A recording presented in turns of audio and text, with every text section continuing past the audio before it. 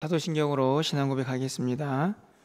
전능하사 천지를 만드신 하나님 아버지를 내가 믿사오며 그 외아들 우리 주 예수 그리스도를 믿사오니 이는 성령으로 잉태하사 동정녀 마리아에게 나시고 본디오 빌라도에게 고난을 받으사 십자가에 못 박혀 죽으시고 장사한 지 사흘 만에 죽은 자 가운데서 다시 살아나시며 하늘에 오르사 전능하신 하나님 우편에 앉아 계시다가 저리로서 산자와 죽은 자를 심판하러 오시리라.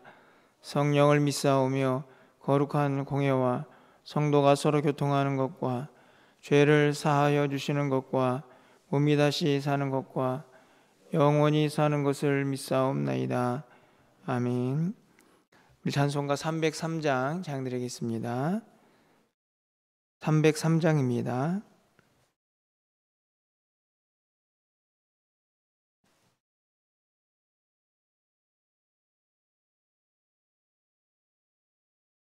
날 위하여 십자가에 중한 고통 받으사 대신 죽은 주 예수의 사랑하신 은혜여 보배로운 피를 흘려 영영 죽을 죄에서 구속함을 받은 우리 어찌 찬양 안 할까. 예수 안에 있는 우리 한량없이 즐겁고 주 성령의 위로함이 마음속에 차도다. 전국 음악 소리 같은 은혜로운 그 말씀 끊임없이 듣는 우리 어찌 찬양 안 할까. 이 세상의 모진 풍파 쉬지 않고 불어도 주님 안에 보호받는 우리 마음 편하다. 늘 깨어서 기도하고 저 천국을 바라며 주님만을 기다리니 어찌 찬양 안 할까. 아멘. 하나님 말씀은 로마서 5장 1절에서 8절까지 교독하겠습니다.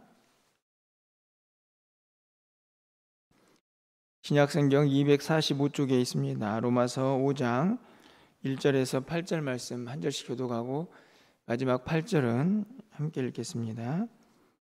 그러므로 우리가 믿음으로 의롭다 하심을 받았으니 우리 주 예수 그리스도로 말미암아 하나님과 화평을 누리자.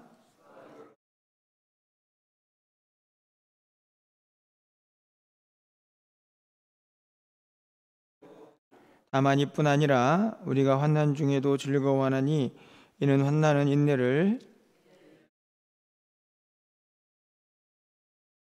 소망이 우리를 부끄럽게 하지 아니함은 우리에게 주신 성령으로 말미암아 하나님의 사랑이 우리 마음에 부은 바 됨이니.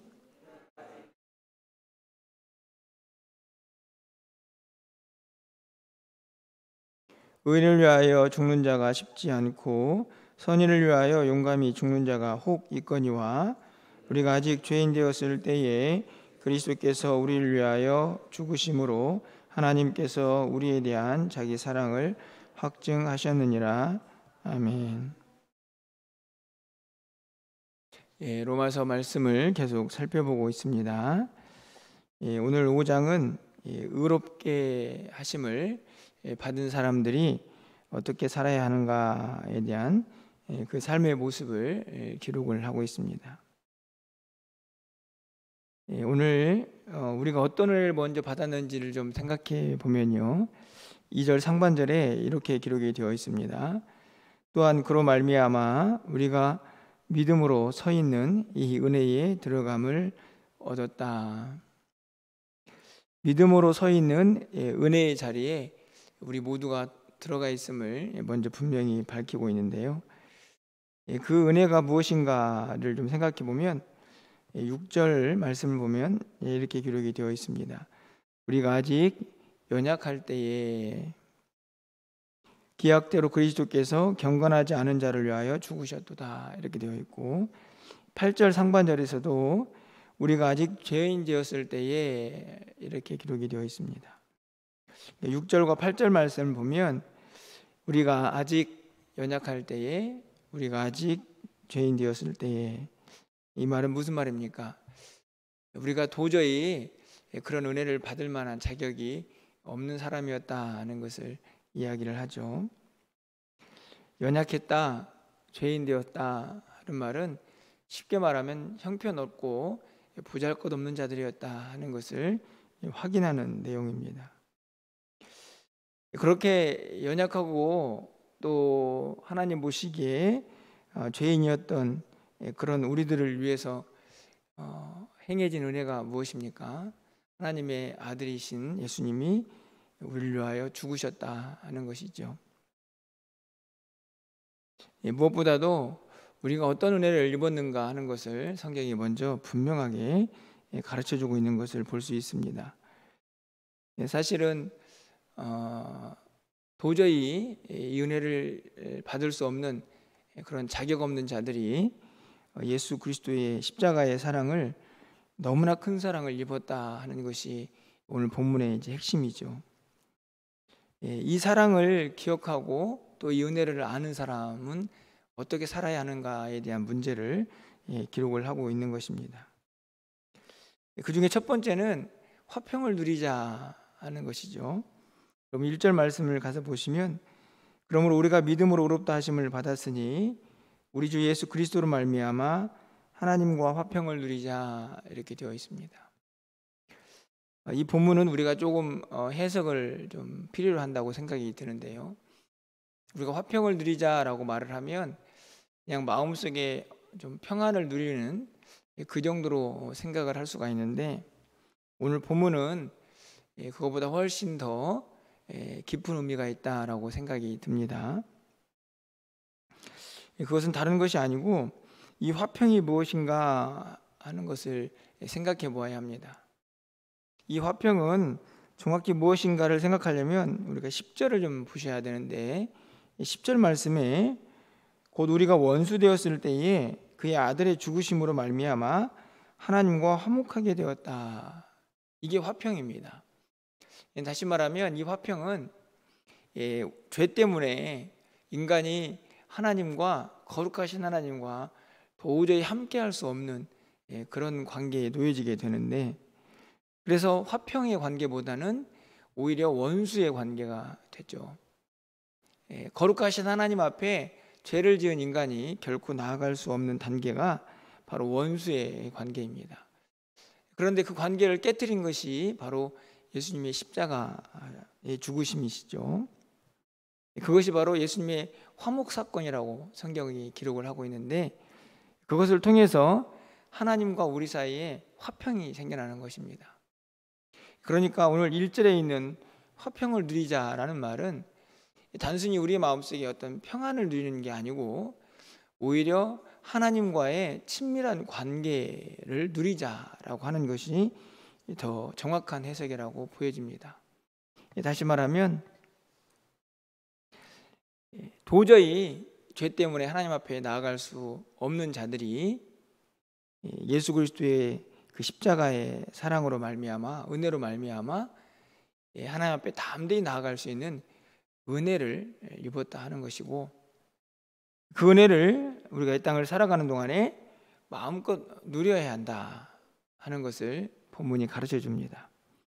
여러분, 히브리서 4장 16절 말씀에 그러므로 우리는 긍휼하심을 받고 때를 따라 돕는 은혜를 얻기 위하여 은혜의 보좌 앞에 담대히 나아갈 것이다, 이렇게 기록을 하는데요.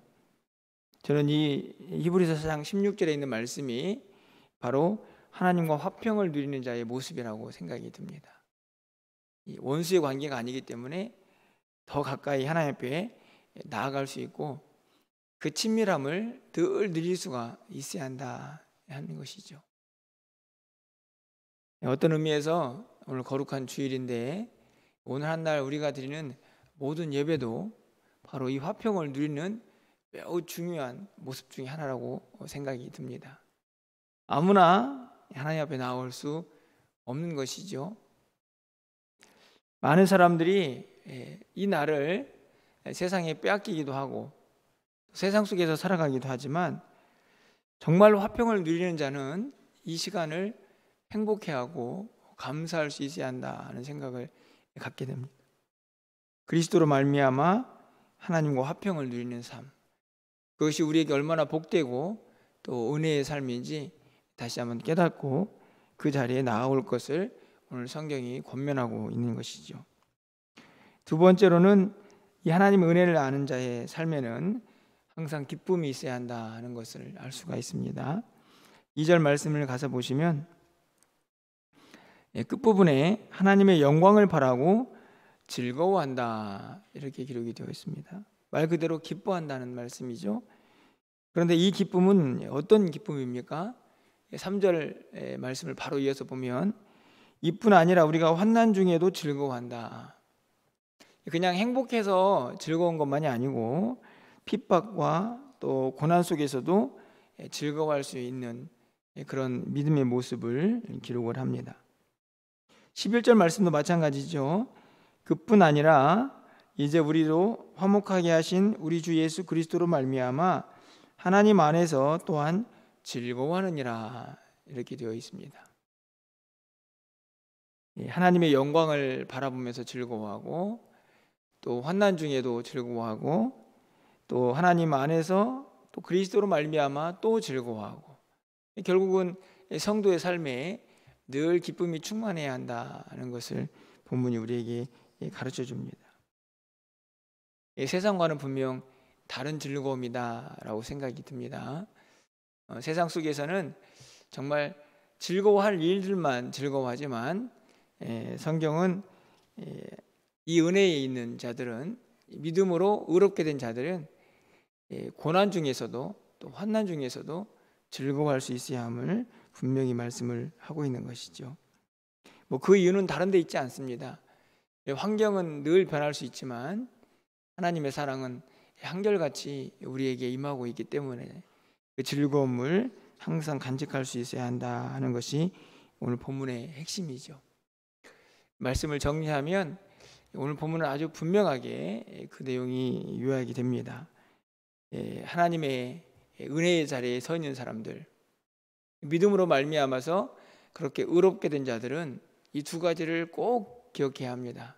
하나는 하나님과 우리가 화평을 누리는 친밀한 관계에 있다는 사실을 항상 기억하면서 그분 앞에 더 가까이 나아갈 수 있는 그 은혜의 자리에 있어야 하고, 또 한 가지는 우리 안에 어떤 상황 속에서도 항상 즐거움과 기쁨을 간직하는 그 믿음의 모습이 있어야 한다 하는 것을 오늘 우리에게 가르쳐 주죠. 또 새로운 한 주간이 시작이 됩니다. 오늘 이 한 주간도 오늘 이 말씀하신 것처럼 우리는 모두가 하나님의 은혜의 자리에 또 믿음으로 서 있는 사람들입니다. 우리가 어떤 위치에서 또 어떤 사랑을 받은 사람들인지 우리가 늘 잊지 마시고, 바라기는 이 하나님과 화평을 누리는 일에 하나님과 더 친밀한 관계를 또 유지하고 그 관계를 누리는 일에 더 열심을 낼 수 있기를 소망하고, 또 우리 삶에서 항상 하나님 허락하신 기쁨과 감사가 끊이지 않는 그런 한 주간의 삶이 또 오늘 거룩한 주일의 삶이 되시기를 주님의 이름으로 간절히 축원합니다. 기도하겠습니다. 사랑의 하나님, 우리가 아직 연약할 때에, 또 우리가 아직 죄인 되었을 때에 우리는 정말 하나님의 그 크신 사랑을 받을 자격이 너무나 없는 사람들이었지만, 그럼에도 불구하고 우리를 위하여 예수 그리스도가 십자가에 죽으심으로 우리에게 큰 사랑이 확증되었음을 말씀을 통하여 깨닫게 하시니 감사합니다. 오늘도 그 은혜를 붙잡고 하나님과 화평의 관계를 마음껏 누릴 수 있는 우리 모두가 되게 하여 주시옵소서. 이 친밀한 은혜의 자리에 우리 모두가 마음을 다하여 나오게 하시고 전심을 다하여 하나님 앞에 예배하는 복된 시간들이 될 수 있도록 우리의 마음과 생각을 주장하여 주시옵소서. 하나님 앞에 나올 수 있는 것이 얼마나 큰 복인가를 많은 사람들이 잃어버리고 살아갑니다.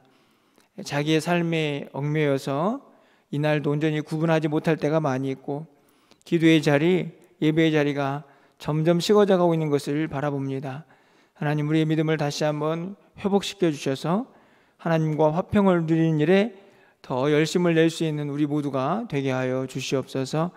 이 한 주간 우리의 삶에 하나님 허락하신 기쁨과 감사가 늘 차고 넘치게 하여 주셔서 그 은혜 자리에서 주님과 동행하며 하나님 앞에서 늘 평강을 누릴 수 있는 우리 모두가 되게 하여 주시옵소서. 오늘 거룩한 주일 온전히 구별하여 하나님께 영광 돌리게 하시고 우리가 드린 모든 예배를 기쁘게 받아 주시옵소서. 새로운 한 주간을 시작하는 우리 모든 성도들의 삶에 주님의 은혜와 평강과 기쁨이 차고 넘치게 하여 주시옵소서. 우리의 삶의 한 주간을 온전히 주님께서 주관하여 주시고 오늘 한 날 우리가 드린 모든 예배를 하나님께서 기쁘게 받아주시기를 간절히 소망하옵고 우리 주 예수 그리스도의 이름으로 기도합나이다. 아멘.